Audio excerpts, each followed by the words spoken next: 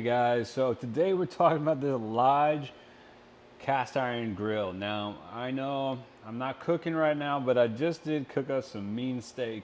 It was fantastic. It was some New York steaks. It was phenomenal. All right, so what I like about this is that it comes seasoned and it's very, very good.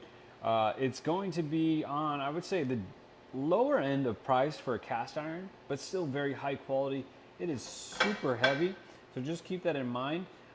Definitely want to grab some mitts if you're going to be using this stuff. But overall, I have a really good cooking experience with it. Like I said, it's fantastic. The build and quality of it is great. You're going to get some really good steak out of this stuff.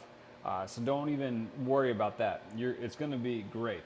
All right, but like I said, you're going to want to get some gloves because it is heavier. So I'm just being totally transparent there. It is on the definitely the heavy side for a cast iron grill.